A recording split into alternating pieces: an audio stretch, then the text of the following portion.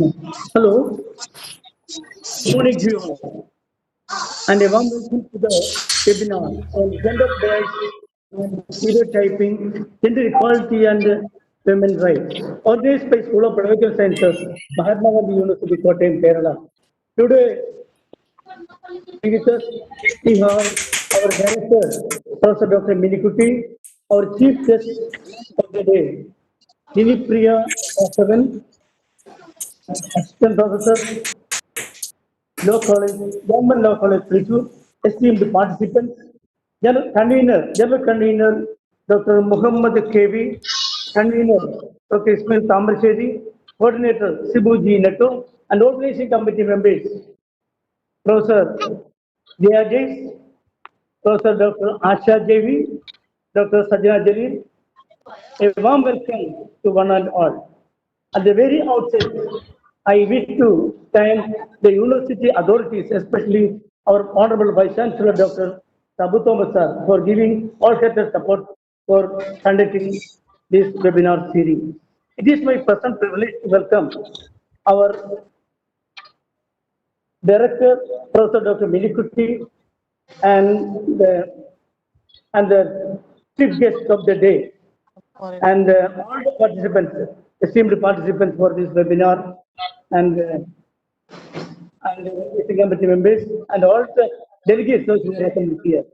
Professor Dr. Minikuti is a very enthusiastic and hardworking professor. She has a positive outlook to every aspect of our developmental activities of our School of Pedagogical Sciences. He is the motivating factor behind all these innovative developmental activities in our school. I wish a very warm welcome you, madam, on this occasion, on this webinar. Then today, we are anxiously waiting for the enlightened lecture by our chief guest, Madam Nini Priya Vasavan. I extend a warm welcome you, Madam, also. On behalf of School of Pedagogical Sciences, I extend a very warm welcome to the esteemed participants of this webinar. Our GP then on this occasion, our Professor and Head, Dr. Minikuti, to deliver his inaugural lecture on this webinar series. I extend a warm welcome to you, madam, and invite you for your enlightened lecture and inaugural address. Thank you, madam. Thank you, sir. Professor Dr. T.V. Tulasidaran, School of Pedagogical Sciences, Srimati Nini Vasavan from Government Law College, Thrissur, participants from India and abroad, and my dear colleagues, a very warm good morning. I am really happy as head of the Department of School of Pedagogical Sciences to tell you that my department is organizing a 4-day lecture series on gender bias and stereotyping, gender equality, and women's rights from 24th August to 27th August 2020.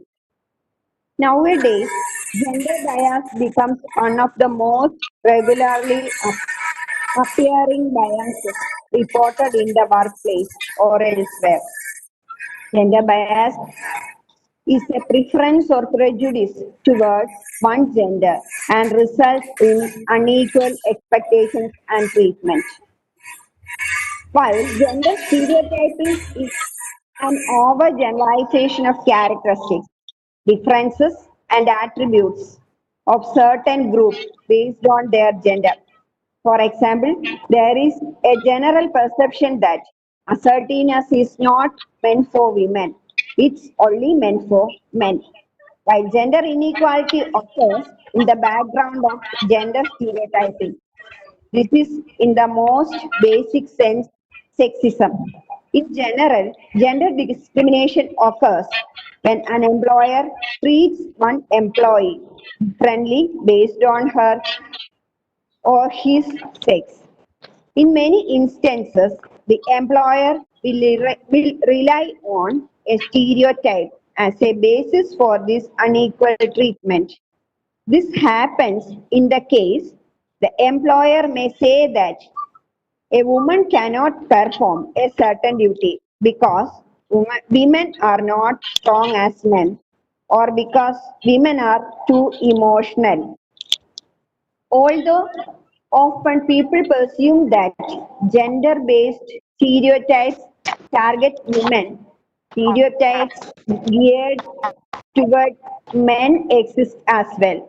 Consider the case where an employer may believe that women is better equipped for a job just because women are more sensitive than men or because women is more appealing.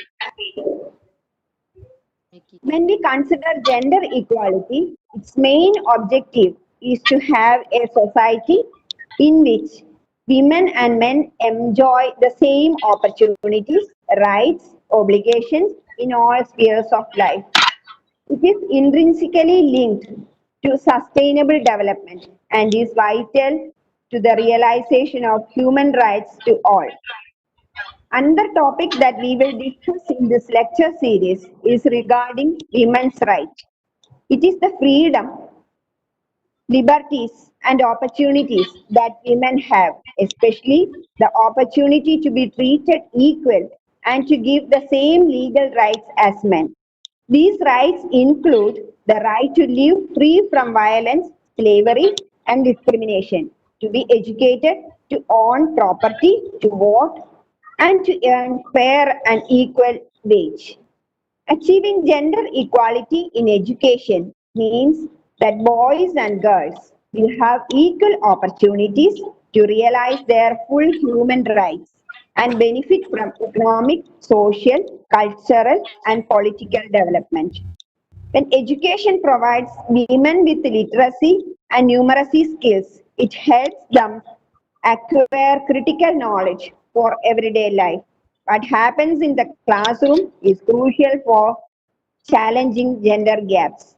Let us come forward and work together to build a beautiful nation having equal opportunities to all without any bias based on gender or based on any other nature.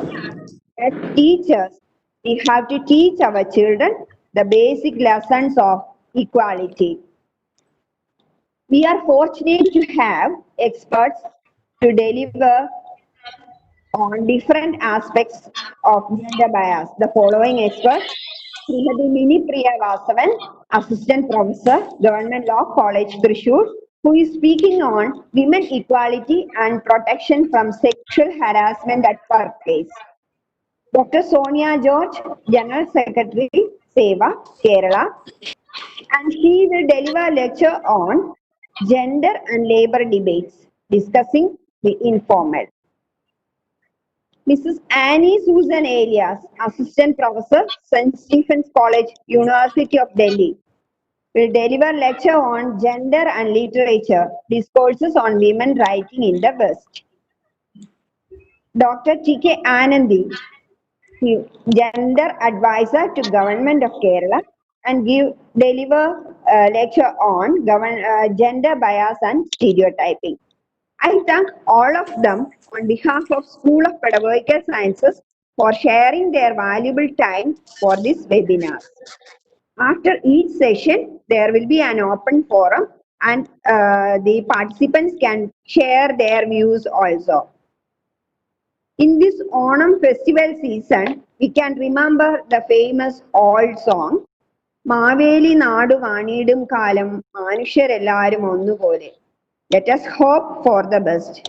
With these few words, I formally declare that this 4-day webinar on gender bias and stereotyping, gender equality and women's rights as inaugurated. Thank you and wish you all a happy Onam. Thank you.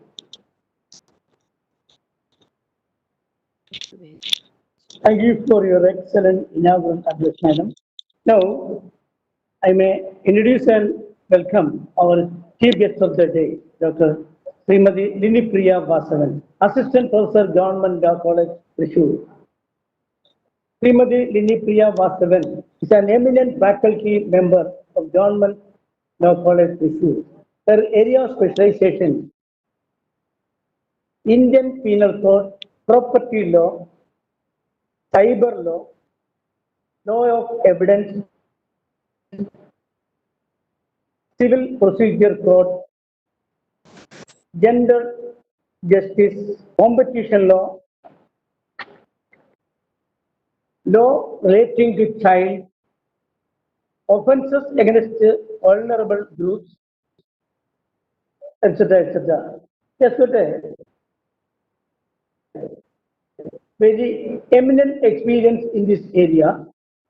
Moreover, she is a research scholar in the Kerala University and an important topic, criminal liability on nuclear damage.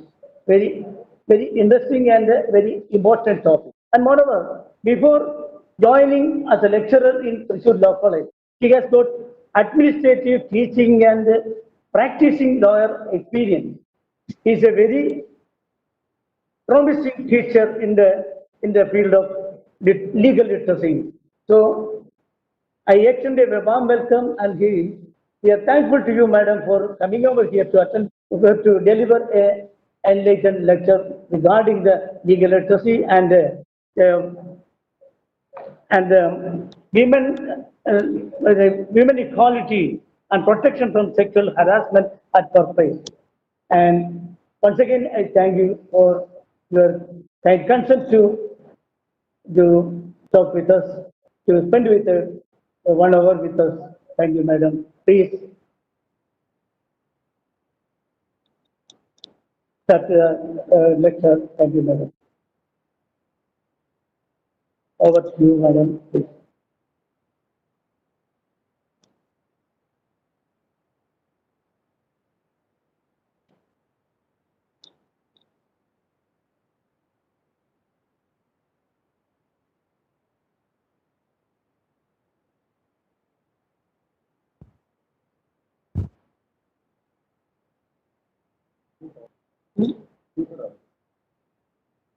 Madam, Lily Priyam Vasavan, please start the class. Can you audible to me? Madam? നമുക്ക് കേൾക്കുന്നില്ല.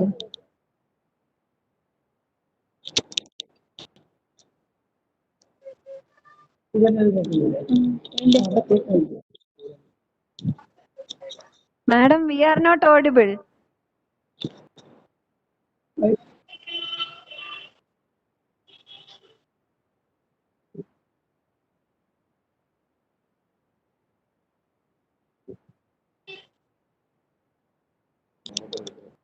Hello, what happened? Ma'am, Madam? cannot hear your sound. What's happening? It's not audible to us.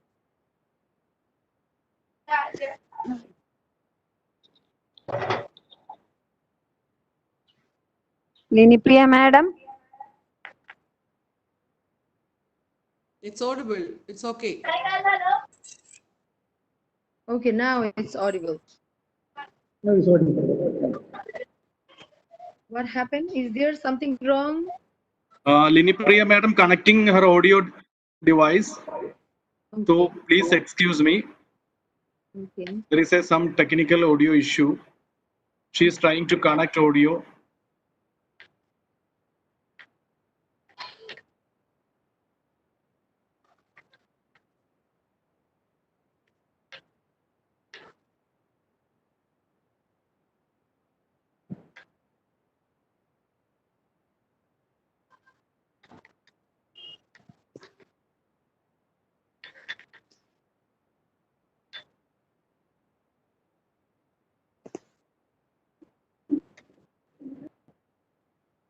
എന്റെ ബാഗിൽ മാത്രമല്ല.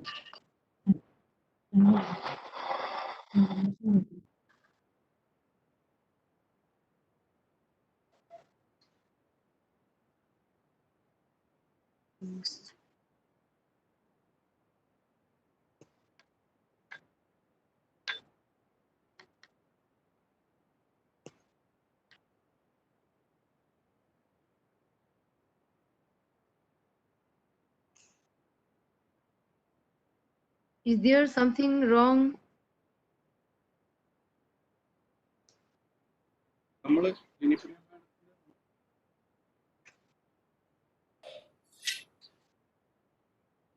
Madam unmute ചെയ്താൽ മതിയായിരിക്കും.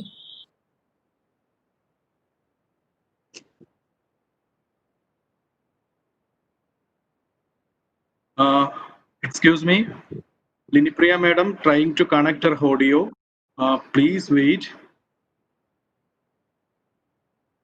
There is a technical issue or technical delay.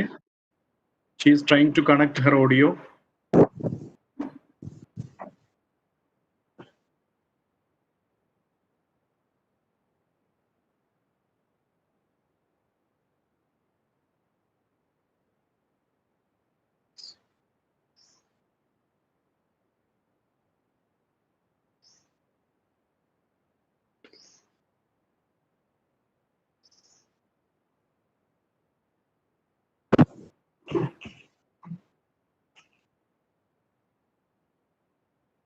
Linipriya madam, now we can see your video. Am I audible now? Yes, yes, yes. You are audible. Very well audible. Okay, thank you, madam. Okay.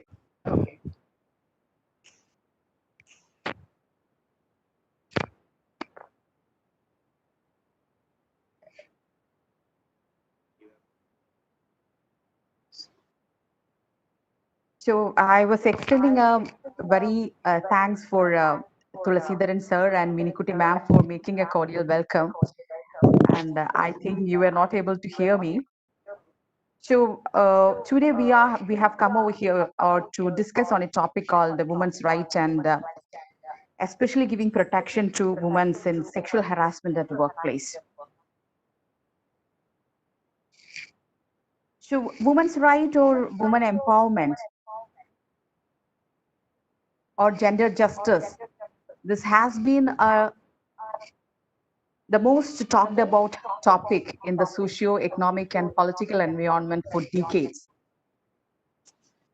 Numerically, women are being equal to men, but in terms of position, in terms of power, they are being a minority group or vulnerable section in the society.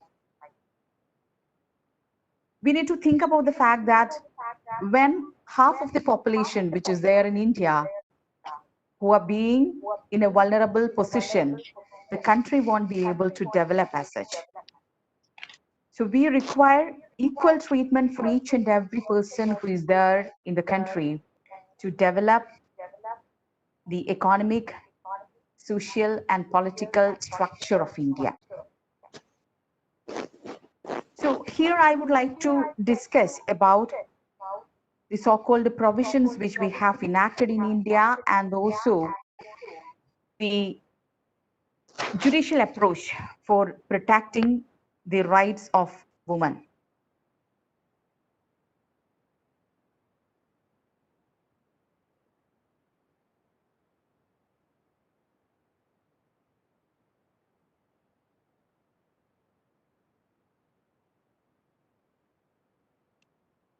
So my visuals are audible. Can you see my visuals? Yes, madam. We can see your visuals. So I have shared a PDF. Can you hear that? No. Yes, madam. Can we see that? Nothing to worry, madam. I will share their group, madam. We have created a group, and I will share the group. No, I think I can share this because when I'm taking the class, I need to use this.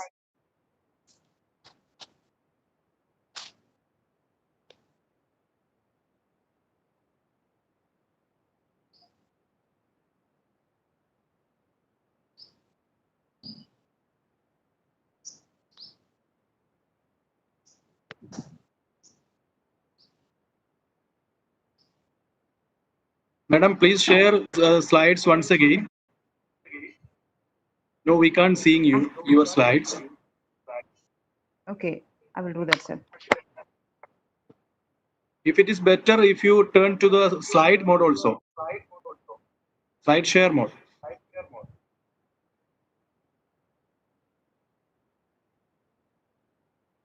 Now, Okay.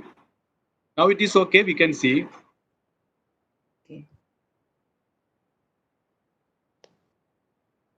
Please turn on slide share mode, madam, please. Yes. Yes. Okay. Now it's okay, right? Now good, Right. good. Okay. Okay.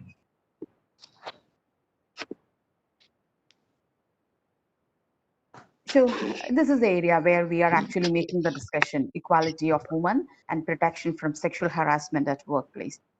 So while starting from the very beginning, like when we can discuss about the human rights or the so-called rights of any person, we are obviously looking at the Universal Declaration of Human Rights. So the Universal Declaration of Human Rights, it speaks about each and every rights and the right to have equality and dignity.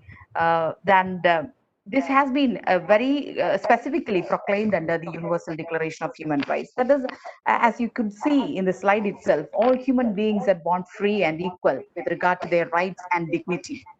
So there cannot be any differentiation with regard to the rights of the person, dignity of person, and equality of person. So each and every one is entitled to their rights and their equality in the equal aspect. So there cannot be any kind of diversification or any kind of discrimination between person. So in that aspect, while discussing about the Constitution of India, the Constitution of India is actually, it is framed based on the Universal Declaration of Human Rights. So where we are considering it as a grand norm of our country. It means this is the basic law of the country, and we are following the Constitution as a foundation for each and every legislations in India. So Constitution, when we are considering it as a grand norm, take the particular a tree. When you're considering a tree, the roots of the tree is actually the Constitution, and the branches and the stems and everything will be the legislation which are made in India. So based on the Constitution, we have enacted innumerable provisions in the Constitution. And one of the foremost, the best means one of the important rights which are enshrined in the Constitution is equality. Equality, when we speak about equality, there has been different provision under the Constitution which speaks about equality from Article 14 to 18 of the Constitution. Among this Article 14 is the most important one because it specifically speaks about equality, and it is regarding equal protection of law and equality before law. Equality before law means each and every one will be considered equal. Similarly situated persons will be considered as equal. And at the same time, you will be granted with equal protection under law. So every kind of protections will be equal for similarly situated persons. That is the wording of Article 14 of the Constitution. So basically, when we are discussing about discrimination or the so-called different kind of treatment, we obviously see the Article 14 principle, because the Constitution itself, it laid down the principle that we need to have equality for each and everyone who are being there in India. Article 15 also, it prohibits discrimination on the ground of any differentiation on the ground of religion, race, caste, sex, or place of birth. So these kinds of differentiation, if they exist in any kind of legislative action or judicial action or so-called executive action, the same could be challenged before the court. Why? Because it violates these kinds of rights, or these kinds of differentiation is made, which is unallowable based on the constitutional principles. So we call Article 15 Clause 3 as a provision which actually grants a kind of protective discrimination in favor of women and children. Because when we speak about Article 14 and 15, we have seen that equality Excuse is me, for everyone. And yes, We can't see we are them. on a screen. Will you please can't see share the the screen. You can't see the screen. yes. Okay, 1 second, please.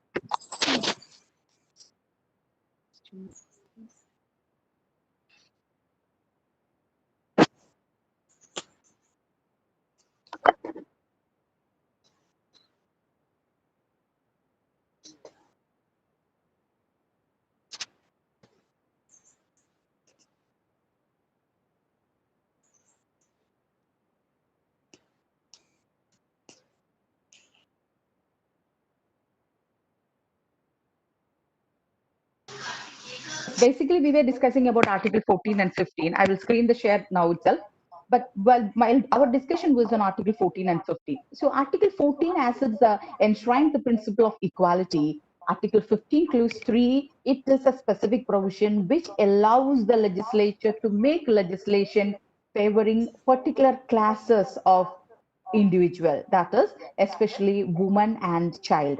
These are the two groups which are eligible for any kind of special treatment from the so-called legislature. So we have enacted the entire legislation. So we could see in India, there are innumerable kinds of legislation for protecting or giving special treatment to women and children.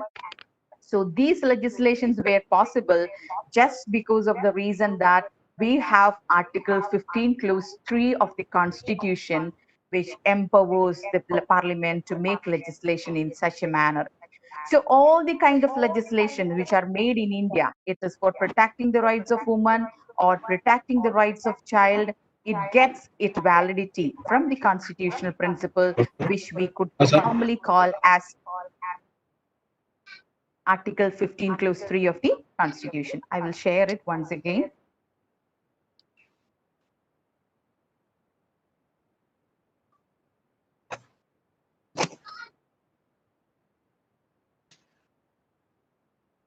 So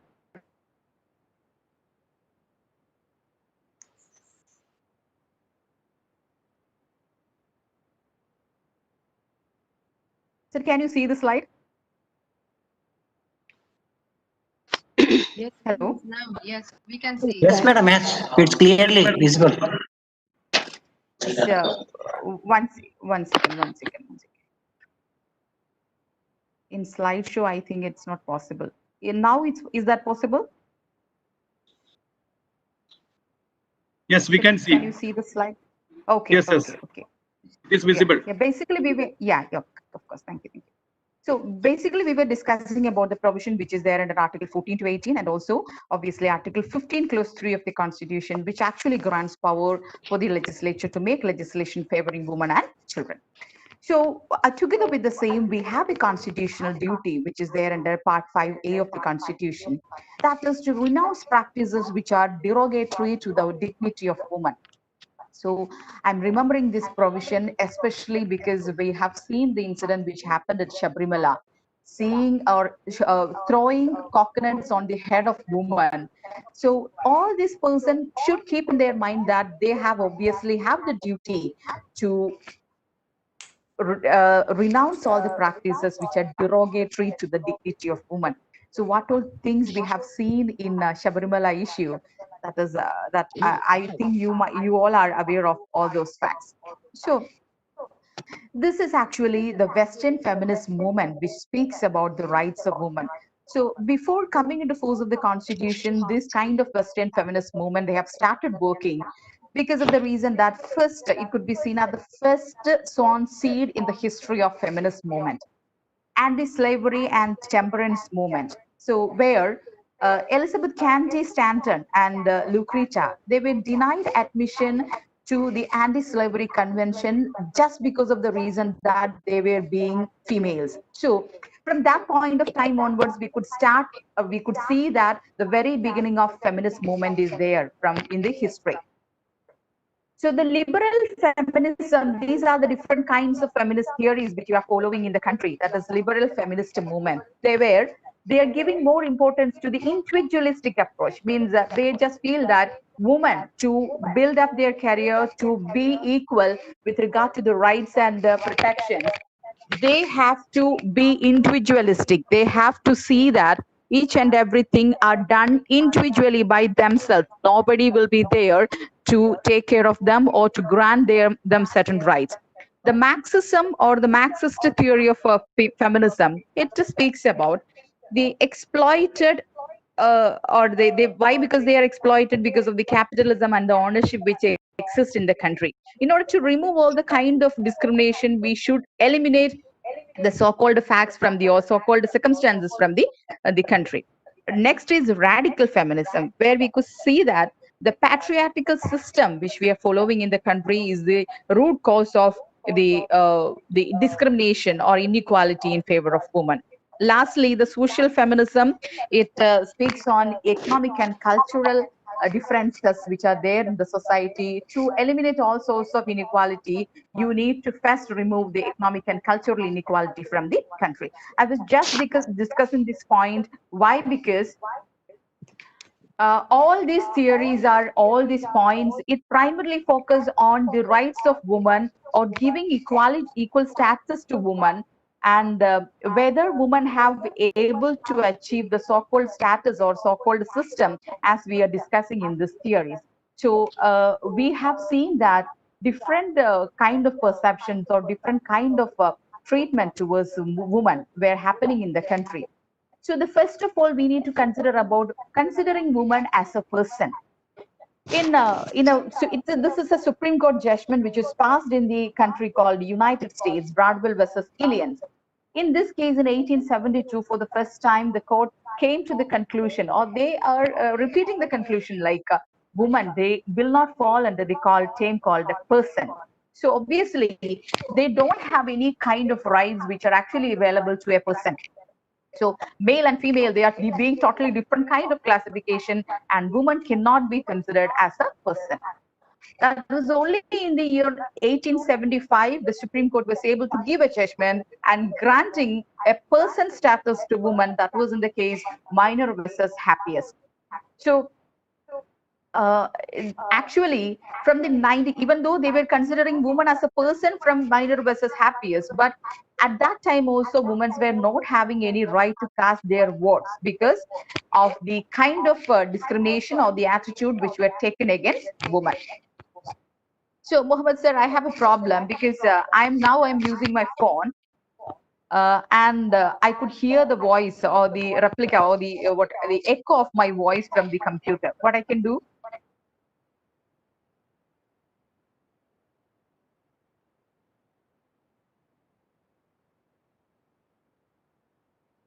Mohammed sir?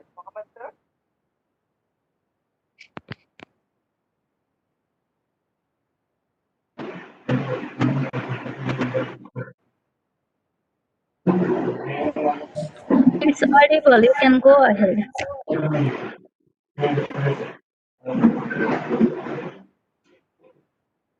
Hello?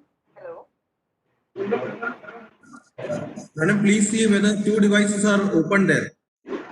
Yeah, two devices are open here. Then you have to mute one of the devices. Okay, I You need to need to mute mute this. one device. Now, am I audible? Ma'am, you are audible. Yes, ma'am, you're audible. What the thing is, like, I could hear the echo of my sound from the computer, but I'm using this by through my mobile. One device should be muted.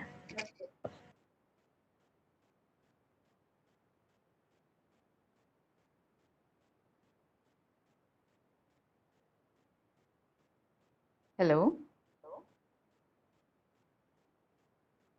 Ma'am, we can. Ma'am, we can audible and seeing your slides. It is visible. But the thing is, like, sir, what I'm speaking to you could be heard, or it is actually an echo could be heard. So I'm not feeling comfortable in taking class. That is the thing. Madam, are you using multiple device there? Yeah, my mobile and the laptop, both these are using. That's why an echo is coming. If you don't mind, please switch off any one device. No, one thing is like I'm using my turn to mobile mute. because it is not audible. By using my computer, it's not audible. And for showing the slides, I need to use my computer. That's it. Okay, mute any one device, madam. You can mute any one device. I have muted the computer device, but still I'm hearing the sound. Whether you mute the device as well as you turn on the volume also, you have to put it into the lowest one, 0. Volume level also is cut. Volume and mic of the computer. Okay.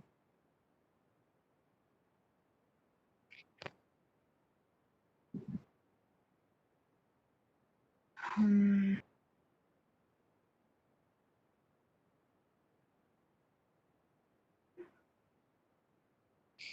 Okay, I don't think it is possible because I'm not comfortable in doing that.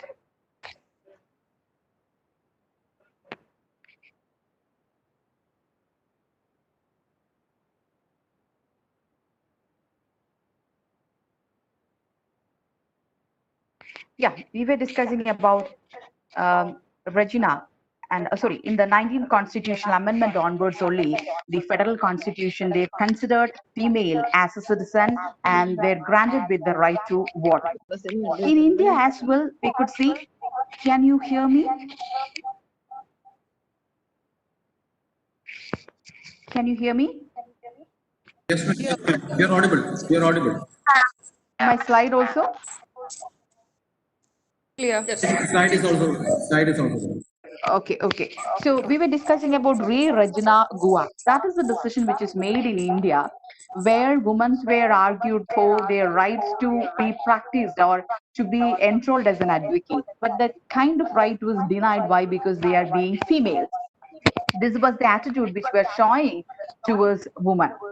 So we have seen that women are actually being the rulers of the world, or they could rule the world. Why? Because being a mother, she is able to control or give all the kinds of to enjoy all the kinds of rights which are available.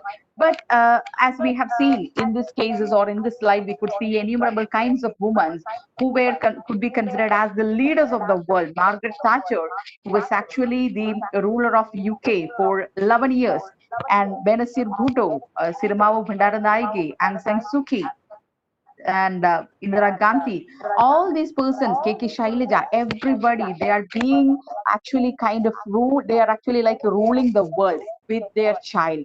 But these kinds of persons, as they are ruling the world, at the same time, women are doing works which are similarly, which are done by men. So while discussing about the thing, like there are entrepreneurs in India, these are actually the top 10 entrepreneurs who are being in India.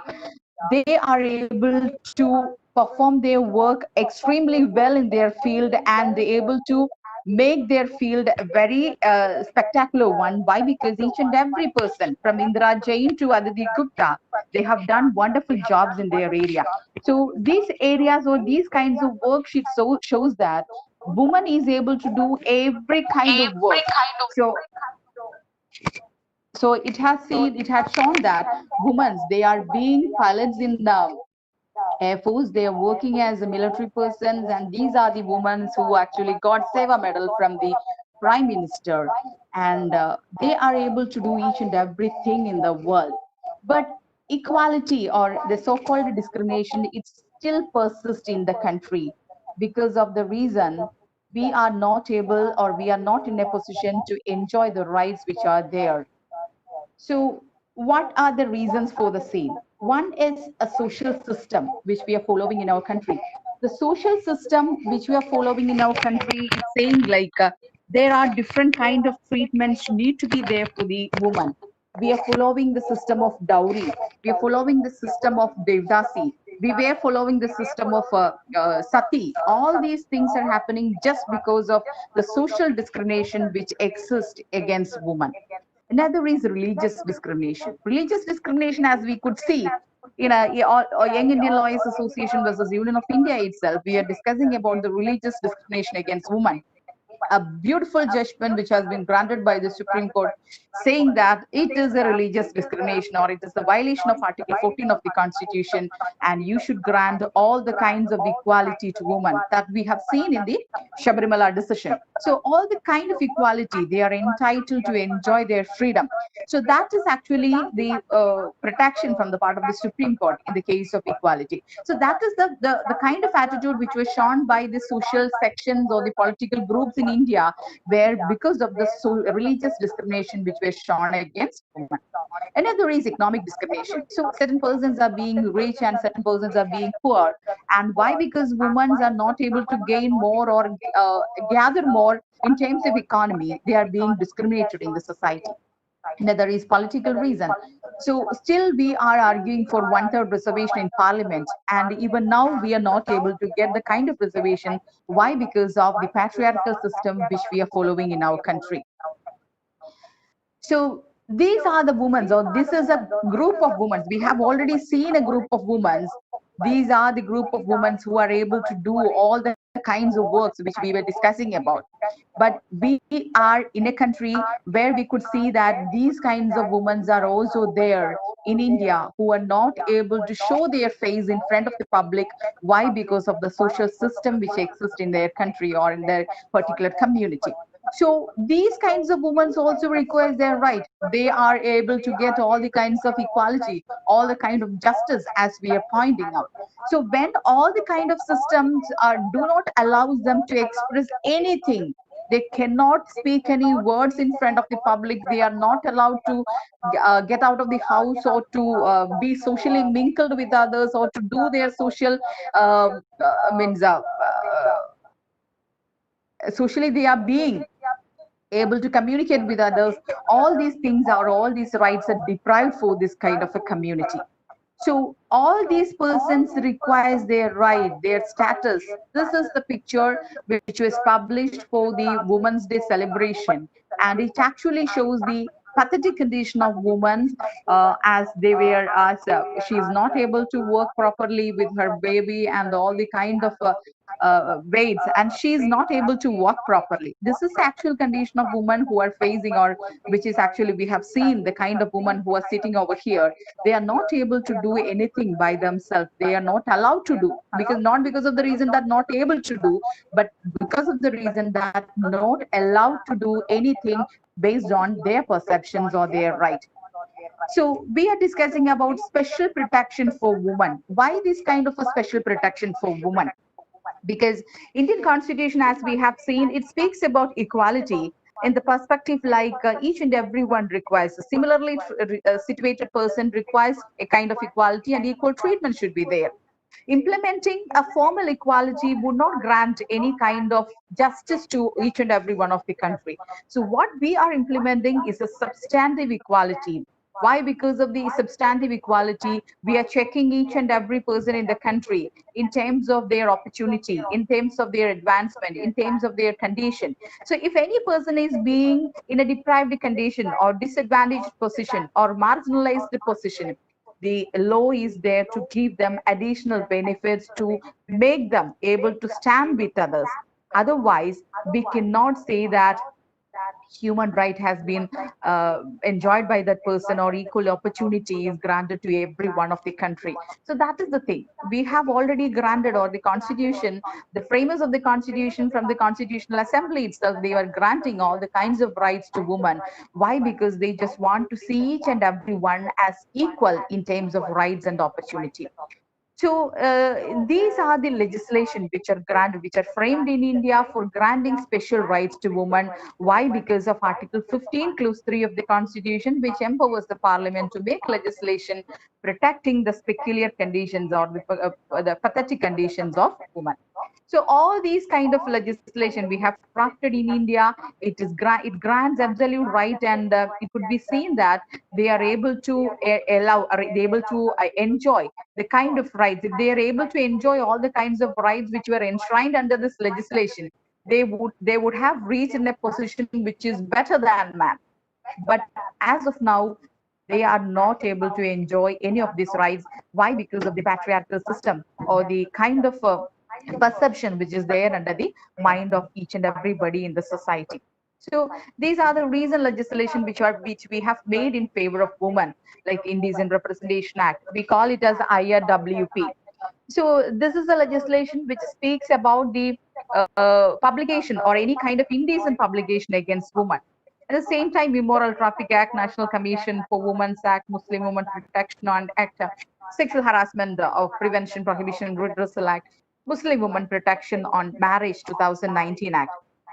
And this legislation, the last legislation, that is Muslim Women Protection on Right to Marriage Act 2019, that is a peculiar kind of legislation which was drafted in India by the Parliament to give this kind of criminal penalty or criminal punishment to the husbands who are giving triple talaq to their husband, to their wife.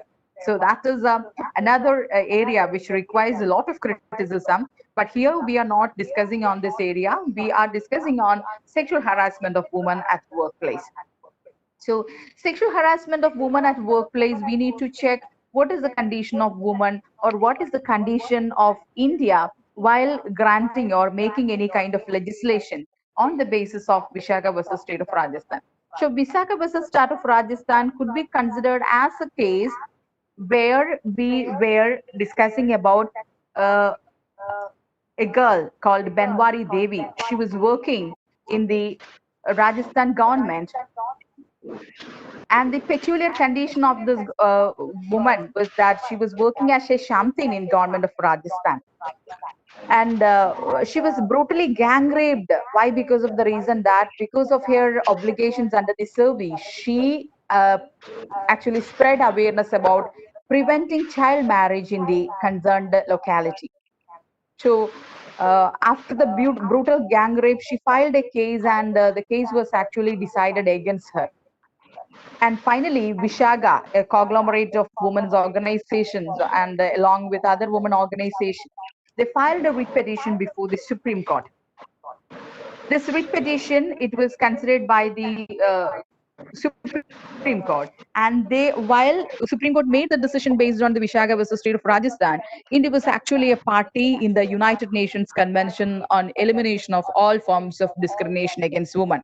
Based on this convention, each and everything which could be considered as discriminating them or violating their rights, everything will be considered or classified under the group called discrimination. So this is a kind of discrimination, and the court came to the conclusion that as we were not having any legislation at that time to protect the so-called rights of women, particularly in the sexual harassment at workplace, the court laid down certain guidelines that should be followed by each and every employer for granting the so-called rights to the woman. So till the legislation which has been passed by the legislature, the decision which was made by the Supreme Court and the guidelines which was passed by the Supreme Court in this decision should be followed by each and every employer in their organization. That was the decision which was passed in Vishaga versus state of Rajasthan. So before the Vishaga versus state of Rajasthan, this decision was passed in the year 1997. And we were able to make the Sexual Harassment at Workplace Act in the year 2013 only. Before 2013, we were able to redress the sexual harassment at workplace with the help of Indecent Representation of Women's Act, as we were discussing in the last slide. Indecent Representation of Women's Act, and there were provision called Section 509 and 354 of the Constitution. 354, it's like outraging the modesty of woman, and this is actually like insulting the modesty of woman. This here, they are using certain criminal force or assault for outraging the modesty, and this is by just use of words they are insulting the modesty of women. These were the provisions which were using before 2013. So you might be knowing the Delhi gang rape case and the overwhelming protests which we have initiated against the rapes which are committed against women. So why? Because of the overwhelming protests in 2013, we were able to make legislative changes in the criminal law and implement a lot of provisions in the, or insert a lot of provisions in the CRPC, Indian Penal Code, and Indian Evidence Act. This is a provision, that is 354A is a specific provision which is included in the Indian Penal Code, which specifically speaks about sexual harassment. Before the enactment or before this section, we don't have any provision which specifically deals with sexual harassment. So Sexual Harassment at Workplace Prohibition Redressal Prevention Act 2013. Why? Because of the legislation, we are able to say that it is time to say no to sexual harassment. Enough is enough. So whatever we have faced, whatever the kind of harassment we have gone through, everything is enough of now, and we just want to take action or initiate complaints against all the kinds of sexual harassment against women.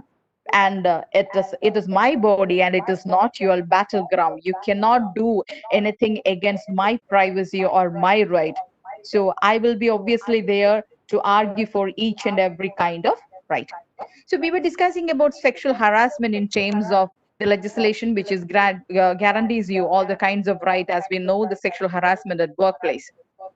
What actually constitutes sexual harassment based on the legislation is a physical contact, and together with the same, a demand or request from the part of any person or any person who is working over there and who want to interfere with your rights. And the third is like making certain kind of unlawful, making sexually or colored remarks by someone is also known as sexual harassment. And again, showing pornography by a person will be considered as sexual harassment. Third is verbal and non-verbal wording from or an action from a person will be considered as sexual harassment. Last is physical contact will be considered as sexual harassment. So what actually constitutes the sexual harassment by physical contact is like a person, he is kissing a person forcefully, or he is repeatedly or persistently touching while giving a glass of water or knots or paper, etc. He strokes or pokes or pinches in the person intentionally, or he's putting back in order to show an appreciation. So all these are physical contact. It will come under the classification called sexual harassment. Next is a request for sexual favors. Sexual favors means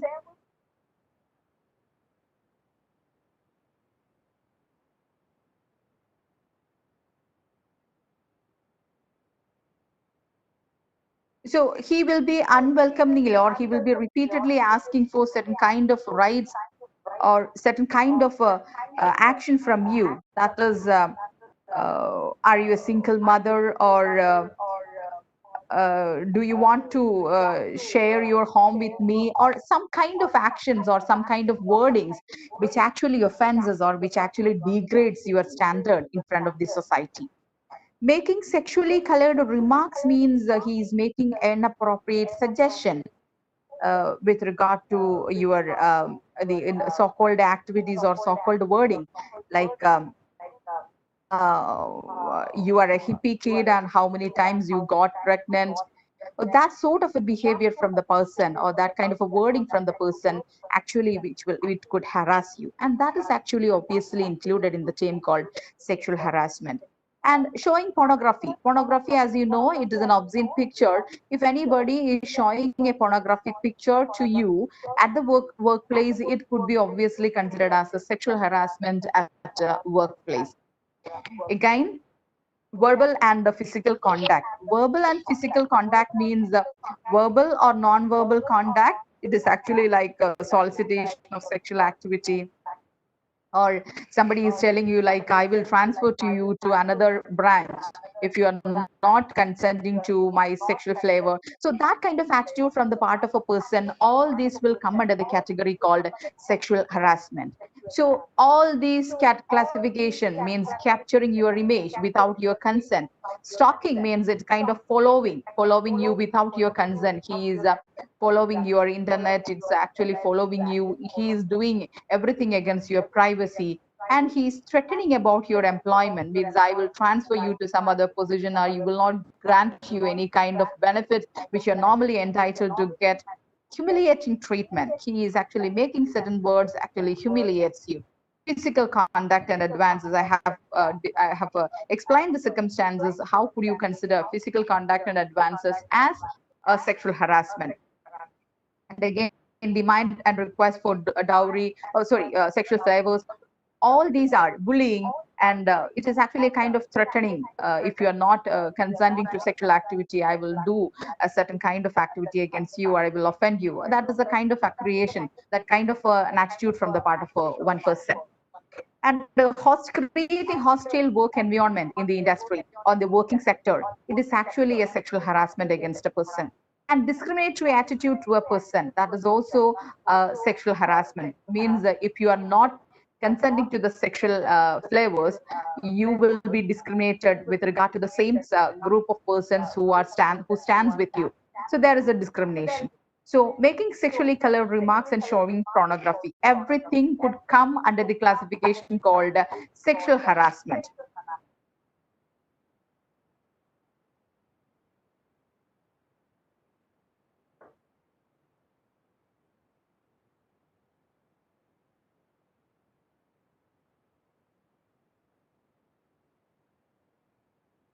So all these are forms of sexual harassment only. So while making any kind of sexually colored remarks or touching the body, everything will come under the classification called sexual harassment. So sexual harassment, it basically speaks about two things. One is a quid pro quo, another is a hostile environment. Means quid pro quo means this for that. If you are consenting to this, I will grant you that. So that is the thing which happens in quid pro quo. If you're consenting to my sexual demands, I will give you this kind of a salary, increase in salary. I will grant you this kind of a promotion. That is actually a quid pro quo. If you are not consenting to my sexual demands, you will be demoted or your promotion will be withheld. All the sorts of attitude from the part of the employer. Hostile environment means you are creating an environment in the workplace where the woman feel that I'm not safe to work over here. She is physically assaulted or she is mentally assaulted, and creates an environment where she feel that working over this or working in the concerned industry will not protect my rights. So actually the employer of the concerned industry or wherever she is working, or even if she is not working, she is just came to attend some meeting over there or just came to see someone in that concerned industry, everyone will get the protection of sexual harassment at workplace. So no woman shall be harassed at the workplace just because of the reason or because of the reason that there is an employer. So what he could do is that any kind of preferential treatment from the part of the person should be treated as a sexual harassment, and a treatment which is detrimental to the interest of the woman. And threat about present or future employment. Any person is making a threat about present or future employment of the girl would or the concerned woman should be considered as a sexual harassment, and interferes with the work or creates hostile environment in the industry. Again, humiliating treatment likely to affect the health or body. All these will come under the classification called sexual harassment. If any kind of sexual harassment occurs, the employer, he is obviously having to give all the kind of protection to the woman who is sexually harassed, because he is having the obligation to keep a safe environment where the concerned place of work or with the concerned woman is working. He need to display in a conspicuous place called concerned board called what kind of harassment could be considered as criminal, or what kind of attitudes are actually prevented inside this industry. And also a workshop and awareness program should be conducted by the employer so as to make the each and everyone in the industry aware about the kind of benefits to the woman or the legislation which are there in India, and sexual harassment as a misconduct. This is one thing where the concerned employer could consider the sexual harassment as a misconduct, and based on the service rules, an action could be initiated against this person. So, and next is giving assistance to the victim. The concerned employer is obviously having all the obligation to give the kind of assistance to the victim. So, for the purpose of making any kind of legal action or to file a case under the other court or filing the case before they come to police station, or if she want to get a transfer, every kind of assistance from the part of the employer. And lastly, to initiate action under the Indian Penal Code or other law, because sexual harassment, obviously, we were discussing about lesser kind of sexual harassment. It might happen like sexual harassment ranging from mere touch to the kind of rape could happen inside the factory or the concerned industrial sector or the concerned place of work. So if any woman want to take and initiate an action under the Indian Penal Code, the concerned employer obviously having the responsibility to give all the kind of actions or all the kind of steps so that she could initiate an action under the Indian Penal Code. So aggrieved woman means who can be considered as an aggrieved woman. Means a woman of any age, whether she is being an younger age or an older age or a working woman, any person that is in relation to a workplace, any woman employed who alleges to and subjected to sexual harassment by the respondent. And the one more thing which should be noted is like in relation to dwelling place or houses, a woman of any age who is employed in such a dwelling place or house is also could be considered as a an aggrieved woman based on the sexual harassment at workplace. So that means that a person who works inside the factory or industry, and also a woman who is working in a home as a dwelling or a helping woman, she or everyone will get the protection of the legislation which we are calling as sexual harassment at workplace.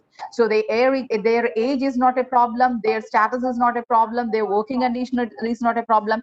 Everyone is entitled to get the so-called protection from the legislation. So when you're filing a complaint regarding sexual harassment at workplace, who is actually or who could file a complaint in front of the authority?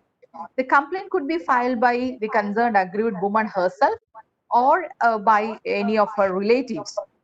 And she could also make a complaint filed by her friend or by a co-worker and officer of Commission of Women or the National Commission of Women. So all these persons are obviously having the right to file complaint against a sexual harassment which happened to a woman. Normally the sexual harassment, it causes a lot of ill effects on the perpetrator of the incident and as well as the victim of the incident, because the perpetrator, he just feel like self-blame and guilty, and certain kind of insomnia or sleep disturbance might happen by because of the so-called incident happened at the place. So the kind of victim or the perpetrator, both these persons might go through this kind of an attitude, depression. This can happen to both this person. So when these kinds of problem happens to the members who are working inside a factory or a particular place of work, the actual sufferer will be the employer. So this legislation not only for protecting the rights of the woman, at the same time it wants to protect the rights of the so-called the employer, because if the workmen or the employees who are working over there, they are working with this kind of a mental attitude, they want to be working properly, and ultimately the employer won't be getting any kind of beneficial result for him. So to remove all these kinds of ill effects from the so-called place of industry or place of work, the concerned employer do have an obligation to remove all the kinds of sexual harassment, all the kinds of depression, all the kinds of mental illness in from the concerned part or place. For that reason as well, or for that in that particular sense as well, the legislation gives an extra benefit or additional benefit to the concerned employer. So when you're filing a complaint under the 2013 legislation or the Protection of Women from Sexual Harassment or Sexual Harassment Act, there need to be an internal complaint committee. Internal complaint committee, or we call it as ICC. It should be formulated by the every workman or by the employer who at the workplace. So employer do have an obligation to constitute an internal working committee, and if he fails to constitute an internal working committee within the concerned industry or the place of work, actually there is a legislative provision which that is a penalty for the concerned employer, that is up to rupees 50,000 for non-constitution of an internal complaint committee within the place of work. So each and every one have the obligation to constitute this kind of a complaint committee. Next is a local complaint committee. Local complaint committee, the internal complaint committee will be constituted by the employer if there is more than 10 workers are there in the concerned place of work. More than 10 workers are there in the concerned place of work. If that is the situation, the employer will form the internal complaint committee. And the local complaint committee is something where the employer is not forming the internal complaint committee due to the reason that the number of workers are less than 10. Obviously, he need to formulate then the local local complaint committee, which will be done by the district officer. He will form the local complaint committee. So in the case of domestic working women, the committee which will be considering the matter will be the local complaint committee.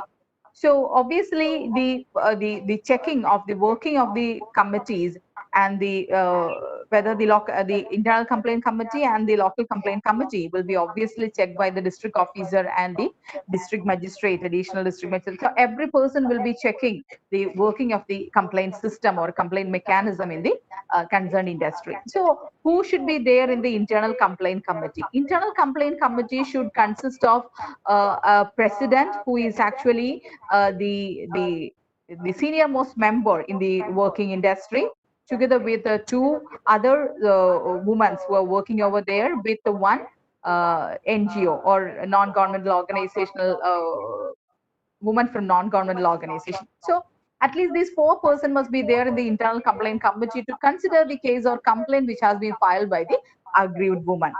So local complaint committee also obviously it has 4 persons, and they will be deciding the cases which cannot be obviously decided by the internal complaint committee. So we were discussing about the complaint mechanism which are there under the 2013 legislation. So first of all, when the internal complaint committee or local complaint committee is they have received any kind of complaint from the part of the aggrieved woman, first they will check is there any kind of conciliation between the parties. If conciliation is possible only when the woman makes a request for the kind of conciliation among the parties. That means that the perpetrator and the victim, both these persons are ready to sit together and to make a kind of solving arrangement between them.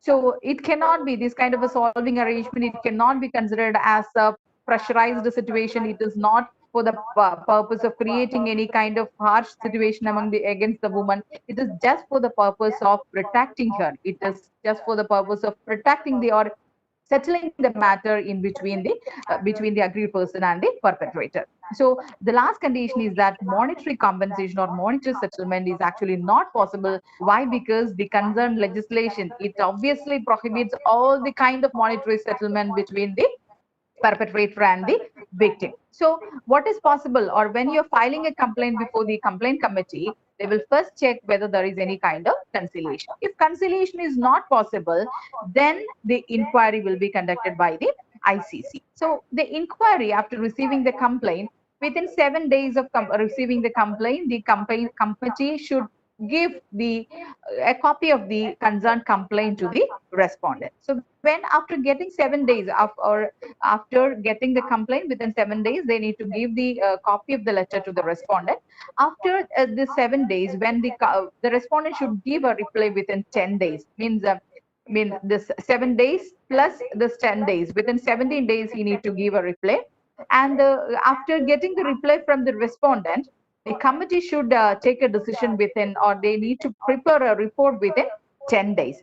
So the inquiry and the all the kind of reports which are made by the internal complaint committee and the local complaint committee will be considered as a recommendatory in nature, and the concerned employer or the district officer, they might consider or they can reject the recommendations which are done by the committee. So the internal complaint committee or the local complaint committee, they can obviously make interim orders. Interim orders means the order which is made in between the filing of the case and the final report. Within this period, they can make an interim order. Within this interim, or by the making of this interim order, they could make a decision, or they could pass a decision like if the woman wants any kind of transfer to the concerned industrial sector, she just want to submit before the ICC or the LCC that she just wanted transfer, or the concerned corporate should be transferred to certain other post or certain other establishment, or if she requires any kind of monetary means any kind of assistance from the part of the internal complaint committee. All these kinds of things are possible as an interim order. Together with the same, they can also grant a kind of leave which cannot be calculated, or it cannot be combined with the other leaves which the women are normally taking. So that she is eligible to take additional leaves from the part of the internal complaint committee. Why? Because there is the concerned interim orders that could be passed by the internal complaint committee. So again, the concerned committee can recommend for monetary compensation. So when they are granting the compensatory amount, the employer or the district officer, he can obviously deduct the sum from the salary of the concerned employer. So this is actually should be considered as, it cannot be considered as a recommendatory nature. This kind of a recommendation or this kind of an interim order should be passed by the concerned employer.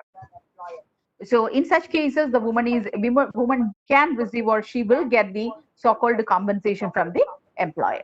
So what they could, or what kind of recommendation could be passed by the internal complaint committee or local complaint committee? So one is like they can ask the employer to ask the perpetrator to make a written apology regarding or for the offense which he committed against the woman. A written apology is one thing. Another is a warning. That is, you can or the concerned complaint committee or the local complaint committee, they can recommend the employer that you could take any kind of, you could give a warning to the concerned employer that not to repeat these kinds of attitude against any woman, or any kind of reprimand or censures. So if you're doing any kind of these kind of activities, these are the kind of actions which are going to be taken by the employer. And the next is like withholding of pay, rise or increment. So any pay rise or increment could be withheld by the concerned employer. Why? Because of the recommendations of the internal complaint committee. And he could be terminated from the service because of the recommendation of the ICC or LCC. Again, counseling is also possible. Last is community service. So these are the recommendations which could be passed by the internal complaint committee or the local complaint committee. Why? Because of these recommendations, the employer could obviously ask for the perpetrator to make a written apology, or they give him a warning or reprimand him, withhold his increment or pay, terminate from him from the service, or give certain kind of counseling, because both this person requires, certain persons are at this particular time they might require this kind of a counseling. So they can ask for, or the concerned employer can give them a counseling not to do these kinds of activities against any woman employee who is working over here. So last is a community service. That is obviously a thing which could be recommended by the ICC and could be directed by the employer to the employee. So these are the things which could be taken against the employees by the employer because of the recommendations of the internal complaint committee. All these things are possible. Why? Because of the concerned service rules which are available against the concerned employer. So if there is any kind of, if suppose we know that all the kinds of accusations and all the kinds of complaints which are made by the woman against the other co-worker, if it is proved that any kinds of false or malicious complaint has been filed by this concerned woman, if there is any kind of false or malicious documents which are produced as evidence before the committee, they should consider that it is a false or misleading case. That doesn't mean that if a case is not proved before the committee beyond the shadow of, or beyond shadow of doubt, or as clearly as could be, as the internal complaint committee could take a decision, it is not the thing, or it cannot be considered as a false or misleading document. It will be considered as a not proved document. That doesn't mean that the case is false. The only thing is that she is not able to bring evidences before the concerned committee. So if a criminal offense is charged against such kind of an employee, obviously the concerned employer is having all the right to initiate action against them. All the kinds of, whatever kinds of actions are stated in the service rules could be taken against the concerned woman or the witness who requests to the falsehood. So that is the thing which is laid down under the legislation. So it not only grants the right to the woman or the aggrieved woman, at the same time it had made, or it has incorporated provision to protect the rights of the man from false and misleading kind of evidences. So, with regard to the documents or the kind of the proceedings which are initiated in the before the complaint committee, the all the kind of complaint and inquiry proceedings which are initiated by the internal complaint committee and local complaint committee, and with regard to the identity of person, either as the victim or as the respondent or as a witness. So, whatever be the identity of the concerned person, everything, and together with the report of the internal complaint committee, each and everything will be considered as a secret document, and no publication is possible. Why? Because of the specific provision in the 2013 legislation. So 2013 legislations want to keep each and everything as secret, because this is something with regard to the sexual harassment against women. So if any person violates the provision which is there given as a non-publication of the document, any person indulges in this kind of activity would obviously considered as a crime, and he could get the penalty which is there under the 2013 legislation. So together with the same, if you're discussing about the Indian Penal Code, we could obviously see that there is another provision which is granted, which is given or which is speaking about the penalty for the person who are disclosing the identity of victim. As you might be knowing the case of the so-called sexual harassment against the film actress, and where we have seen that the next day itself the publication of the name of the concerned actress, it occurred in the Facebook, and the person who had published the name was brought before the court, or he was there was a case charged against him based on article section 228A of the Indian Penal Code.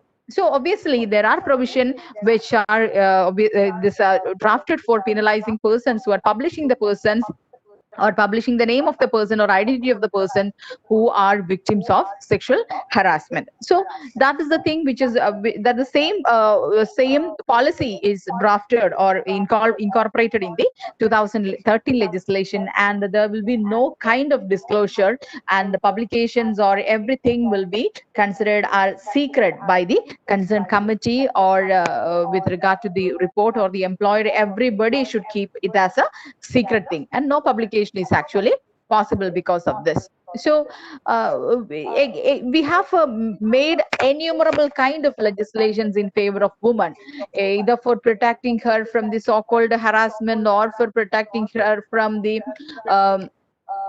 domestic violence, or granting certain relief in the case of employment, or granting maternity leave. For each and everything we have a drafted legislation. But at the same time, we could see these kinds of drops from the eyes, or they are shedding their eye drops. Why? Because we could see that one rape in every 29 minutes is happening inside the country. One rape in every 29 minutes. One woman is molested in every 26 minutes. That is, in every 26 minutes, one girl is molested. And as a total, one crime is done against women every 3 minutes. So take each and every situation which are happening in the country. Even with all these kinds of legislative provisions and protection which are available in India, still we are not able to give the kind of protection as it is laid down under the legislation. So it is actually not time to shed tears from the eyes. Shedding tears for self is tears of weakness. So you need to be strong. You need to get up and fight for your rights.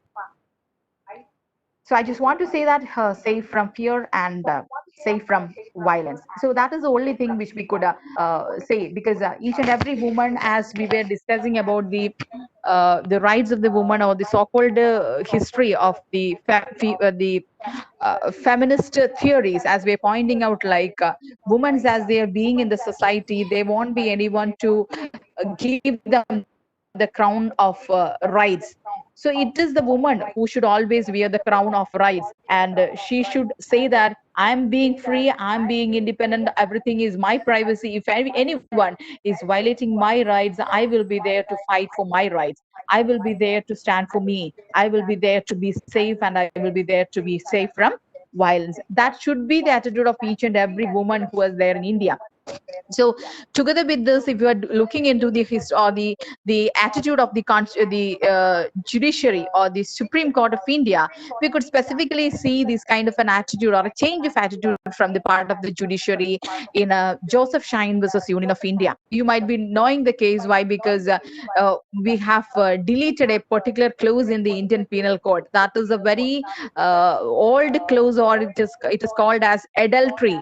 Which is specifically mentioned under section 497 of Indian Penal Code. Why? Because of the provision, woman was actually considered as a property of man. That is the last concept. We were not considering woman as a person in the legal system. They were not given any right to vote for any kind of election. So that was the attitude we were still following in India, in the country, with the article or section 497. So Justice Chandrachud, by making a decision in the Joseph Shine versus Union of India, made a remarkable kind of judgment, or it could be considered as a landmark judgment, where he had made it clear that adultery is not at all an offense in India, because woman she cannot be considered as a property of any male person. She is being independent. She has all the kind of privacy. She can enjoy every right as equal person. Equal kind of dignity, equal kind of worthiness should be granted to her. That is the kind of attitude which the attitude or the kind of decision from the part of the Supreme Court. So this is actually the kind of perception from the part of the judiciary towards women. But in each and every situation, we cannot say that with all these legislations, women are being safe, women are being equal, women are being with all the kinds of rights as it's enshrined in the legislation. Still, with all this legislation, we could see that women are still facing the kind of discrimination, the kind of inequality, the kind of right violations in each and every segments in the society. So the kind of attitude from the part of the girls to show the society that I'm being a person who is with dignity. I am a person who is with a right, who is with a privacy. Everything is there with me. If any person is there to offend me, I will stand against him, or I will be ready to argue for each and every right in the society. That should be the attitude of each and every person in the society. So with this, I would like to conclude, and I just want to thank each and every one of you to hear the class, and I think it will be an interaction from each and every one of you. You can ask questions if any kind of clarification that I could provide you. I will be very happy for that. So I know that I was not taking the class in a better manner because I was totally disturbed in the class. Even now, I'm hearing the echo of my sound. So whatever things I was stating, I was not able to continue with the same. Yes. Yes, madam. I am Dr. Annie Thomas. Okay. Your class was really excellent. And I just want to ask one question. I heard about that there is one online complaint management system like SheBox. So can you mention something? Hello, about madam. that? Can you hear me? Thank you so much, madam, for your enlightened and informative talk. Okay. Thank you, sir. Thank you, sir. Lecture, including all the aspects of sexual harassment at the workplace. Now, okay. Our esteemed participants can make clarification and certain questions may ask. Now the forum is open for discussion. Thank you. Thank you. The person, please. Good morning. Yes. Okay, may I ask a question, ma'am? Yes. Okay, ma'am, it was a wonderful presentation, and you have made us really aware of the nuances regarding sexual harassment and the acts and rules in India. So, ma'am, can you just explain the process? Suppose if any kind of harassment happens at workplace or in the private spaces, can you just detail the actual process, where to complain, what will happen, and the including the apex body from which we can get the justice. So can you just mention the root of this complaint clear so that we'll be aware of the various provisions we have rather than just Yes. complaining to the lawyer? Yeah, obviously. Excellent question. So here what happens is that at a workplace, the concerned employer, he need to constitute an internal complaint committee within the industry or within the working field. So as I was discussing, it should include the senior most member in that concerned industry. If in that particular industry, if not any kind of a senior worker is not there, he can get the assistance from some other industrial sectors which is owned by him. So these are the 3 persons or the 4 persons are there in the internal complaint committee. So that actually these persons are there inside the working arrangement itself. So you can make a complaint in front of the committee, or you can inform the employer himself. At that time, he can proceed, or he can constitute if there is that sort of a complaint mechanism is not existing in that industry or in that working place, he can constitute an internal complaint committee at that time. So because that complaint committee should it is actually constituted from the persons within the industry and together with a non-governmental organizational member. So these persons are there. This is actually a kind of civil process or a civil procedure where you can ask, or you can actually solve the kind of sexual harassment, or you should not file any kind of cases in front of the other judicial system. I was discussing about section 354 of the Indian Penal Code. If you want to file a case before the criminal courts, what you actually required to do is that you need to file the case together with the same for getting or for winning the case. You need to prove the case beyond the shadow of doubt. There should not be any kind of shadow with regard to the any kind of doubt with regard to the involvement of the concerned accused person in the crime. So that kind of an evidence before the court is at most very important for deciding a case in your favor. If you're not able to bring the evidences beyond the shadow of doubt, you may lose the case. But here it is totally different. It doesn't require the kind of the evidence like beyond the shadow of doubt. Same thing, you could get all the kind of that we were discussing, that the kind of conciliation proceeding is there. If any kind of harassment occurs, you can make a discussion in between the concerned perpetrator and the victim. So ഇവിടെ ഉണ്ടാവുന്ന ഒരു ഡിസ്കഷനിൽ തന്നെ രണ്ടുപേരും കൂടെ സംസാരിച്ച ശേഷം you can come to a terms like you are agreeing on this term. From this time onwards, there cannot be any kind of violation of my right. That kind of a thing is possible. പക്ഷേ അതല്ലാതെയുള്ള situations വരികയാണെന്നുണ്ടെങ്കിൽ internal complaint committee, നമ്മൾ പറഞ്ഞ ആ ഒരു working അറേഞ്ച്മെന്റിലുള്ള ആൾക്കാർ തന്നെയാണ് ആ കമ്മിറ്റിയിലുള്ളത്. അതുകൊണ്ട് തന്നെ you can obviously file the case before the complaint committee, and the complaint committee will be making inquiry regarding the facts and circumstances, and you could bring witnesses to show that this was the thing which happened at that time. അപ്പോൾ അതിന് വിറ്റ്നസിനെ കൊണ്ടുവരുന്ന അവരെ examine ചെയ്യുന്ന സമയത്ത് തന്നെ they will make it clear before the committee like this was the thing happened over there. So in any place of industry, either it be a school ആയിക്കോട്ടെ, college ആയിക്കോട്ടെ, അതല്ല എന്നുണ്ടെങ്കിൽ ഏതെങ്കിലും ഇൻഡസ്ട്രിയൽ സെക്ടർ ആയിക്കോട്ടെ, mines ആയിക്കോട്ടെ, ഏത് ഫീൽഡിലാണെങ്കിലും ശരി, അവിടെയുള്ള ഇൻഡസ്ട്രിയൽ വർക്കേഴ്സിനെ ഉപയോഗിച്ചുകൊണ്ട് തന്നെയാണ് നമ്മൾ ഈ ഇന്റേണൽ കംപ്ലൈന്റ് കമ്മിറ്റി എന്ന് പറയുന്ന സിസ്റ്റം ഉണ്ടാക്കേണ്ടത്. അപ്പൊ അതിന്റെ കാര്യം ഞാൻ പറഞ്ഞത്, അങ്ങനത്തെ കമ്മിറ്റികൾ രൂപീകൃതമാകാത്ത ഏതെങ്കിലും ഇൻഡസ്ട്രീസ് ആണെന്നുണ്ടെങ്കിൽ ആ എംപ്ലോയർക്കാണ് നമ്മൾ പറഞ്ഞു വെച്ചത്. അങ്ങനെ രൂപീകരിക്കുന്നില്ല എങ്കിൽ ആ concerned employer he is eligible to get a penalty of ₹50,000. അപ്പോ അത്തരത്തിലുള്ള ഒരു കംപ്ലൈന്റ് കമ്മിറ്റി എല്ലാ ഇൻഡസ്ട്രിയൽ സെക്ടറും അല്ലെങ്കിൽ എല്ലാ വർക്കിംഗ് സെക്ടറിലും ഉണ്ടാകേണ്ടതാണ്.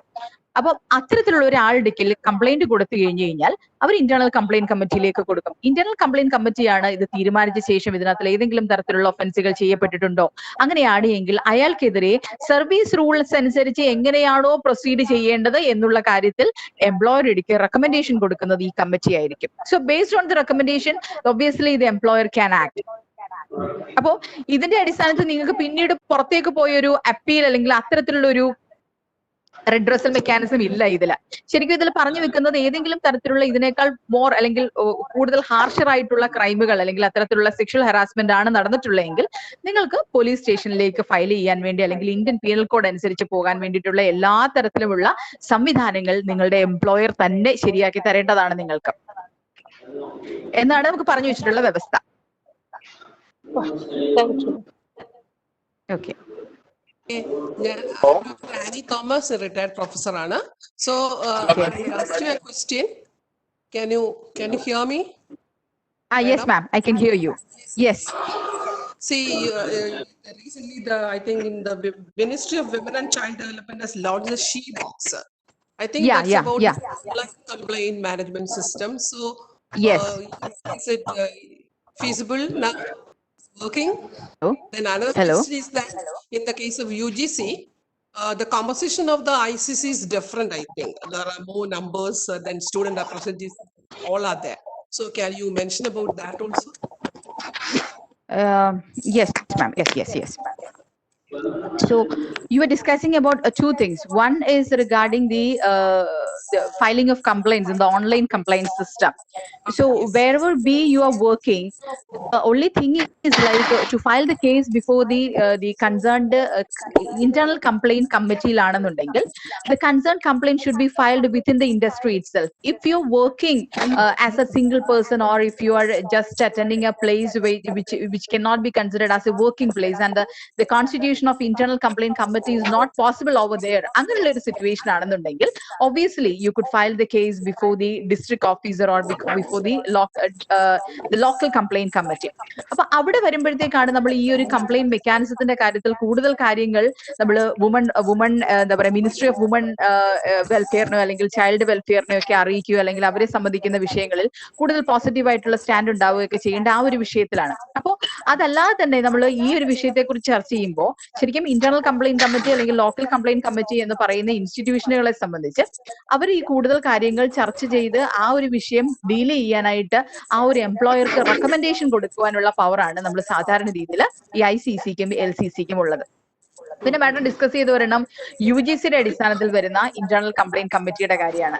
അത് നമ്മൾ ഈ ഒരു ലെജിസ്ലേഷൻ അനുസരിച്ച് ഫോം ചെയ്യുന്നതായിരിക്കില്ല. നമ്മൾ ഇന്റേണൽ കംപ്ലൈന്റ് കമ്മിറ്റി അല്ലെങ്കിൽ നമ്മുടെ എന്താ പറയാ സോക്കോൾഡ് ലോക്കൽ കംപ്ലൈന്റ് കമ്മിറ്റി എന്ന് പറയുമ്പോൾ അതിനകത്തിൽ നമ്മൾ പറഞ്ഞു വെച്ചത് അതിനകത്തിലൊരു എന്താ പറയാ ഒരു പ്രിസൈഡിംഗ് ഓഫീസറും അതിന്റെ കൂട്ടത്തിൽ 2 മെമ്പേഴ്സും പിന്നെ ഒരു NGOയിൽ ഒരു മെമ്പറേയും ചേർത്തിട്ട് 2 മെമ്പേഴ്സിൽ കുറയാതെയുള്ള ആൾക്കാരും അതോടൊപ്പം തന്നെ നോൺ ഗവൺമെന്റൽ സെക്ടറിൽ വർക്ക് ചെയ്യുന്ന ഒരു പേഴ്സണെയും കൂടെ ചേർത്തിട്ട് മിനിമം 4 മെമ്പേഴ്സ് ഉണ്ടാവണം എന്നുള്ളതാണ് അതിന്റെ കോൺസ്റ്റിറ്റ്യൂഷൻ. അപ്പൊ അതിനകത്തിൽ മിനിമം 4 മെമ്പേഴ്സ് എന്ന് പറഞ്ഞു കഴിഞ്ഞാൽ അതിന്റെ മാക്സിമം എത്രയാണെന്നുള്ളതിനകത്തിൽ ലേ ഡൗൺ ചെയ്തിട്ടില്ല. അതിന്റെ കൂടെ തന്നെ UGC പറഞ്ഞിരിക്കുന്ന റെക്കമെൻഡേഷൻസ് അനുസരിച്ച് നമ്മൾ വരുമ്പോൾ അത് കോൺസ്റ്റിറ്റ്യൂട്ട് ചെയ്യുന്നത് കോളേജിന്റെ പർപ്പസിന് വേണ്ടിയിട്ടാണ്. It is not for deciding the matter with regard to an employer and the victim.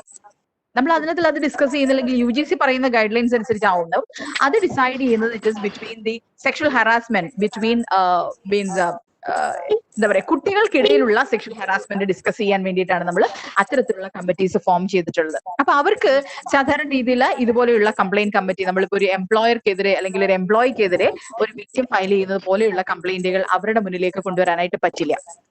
അപ്പൊ ശരിക്കും Please speak in English. Yeah, obviously. I thought you all are aware of Malayalam. Yes, അറിയാം.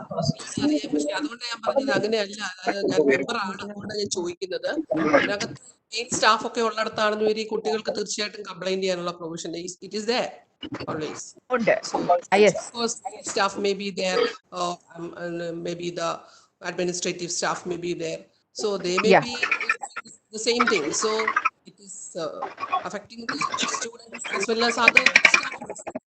So that's what I'm telling, ma'am. The UGC recommendations of the internal complaint committee based on the UGC recommendations are actually to discuss about the sexual harassment between or among students. That might not be between the concerned employer in the concerned industry and the student. Okay.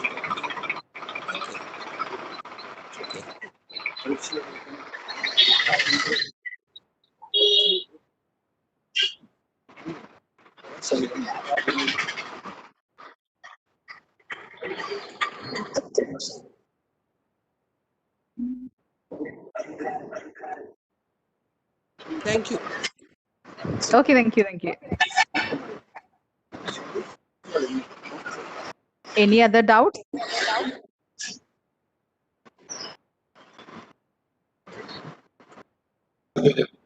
Any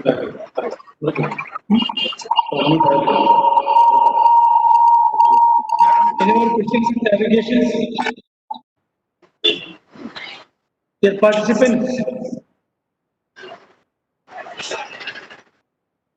any more questions?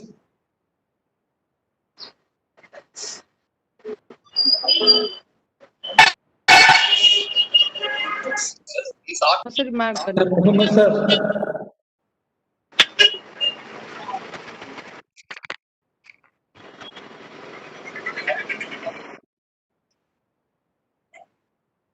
Okay.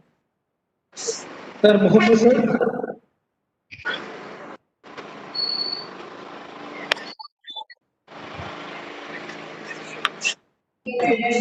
Hello. Hello, Muhammad sir. Sir, I am ready, sir. Okay. Okay. May I propose vote of thanks? Yes. Now I invite Okay, thank you, Dr. sir. Muhammad to propose vote of thanks for the function. Okay, thank you, sir. Now it is the time of wind up the session. Thank you, sir. Thank you, madam. Most respected chair of this session, Professor Tulasidaran, sir. Today's host of resource person, Lady Priya Vasavan, organizers of this webinar, and dear participants, a very good afternoon to all. Thank you for all for your active participation and cooperation. Myself is Dr. Muhammad Kevi, Assistant Professor, School of Pedagogical Sciences, and organizer of this one of the organizers of this webinar. This is a time of express gratitude to one and all. At the outset, let me express our sincere thanks to our Honorable Vice Chancellor of Mahatma Gandhi University, Professor Sabu Thomas, sir. The real source of our inspiration and support for all our academic endeavors. I'm also very much thankful to Professor Minikuti, madam, professor and head of the department, School of Pedagogical Sciences, for her leadership and continuous motivation to organize these academic programs. Yes. Hello, sir. Okay, madam. Hello. Okay. You are listening to me? Yes, I am listening. So, submit assignments, sir, this session? No need of assignments or all. Okay, sir. Thank you so much. Okay. Let me continue the proposal vote of thanks. Then today's invited guest for delivering the session, Lady Priya Vasavan. She is an assistant professor, Government Law College, Thrissur, Kerala. On the behalf of organizing committee, School of Pedagogical Sciences, Mahatma Gandhi University, and my personal behalf, I express sincere thanks to Lady Priya Vasavan, madam, for sharing her expertise and experience in this field. Hope that is very informative sessions to you all. Anyhow, through her excellent presentation, she shared the detailed knowledge about women equality and protection from sexual harassment at workplace and in a logical manner. From the comments of the participants of chat box and comment box of YouTube and the WebEx, it is evidenced that the session was very informative to all. Thank you, madam. Thank you very much.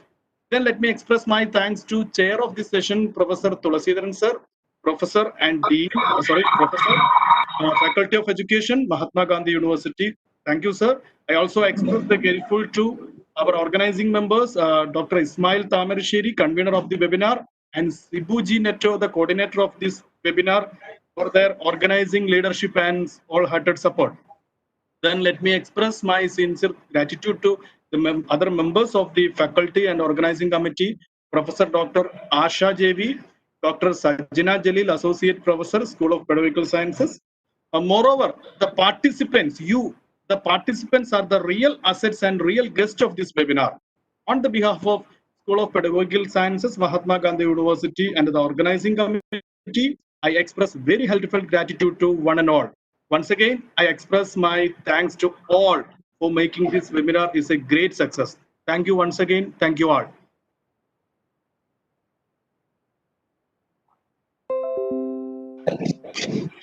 Webinar comes for ends.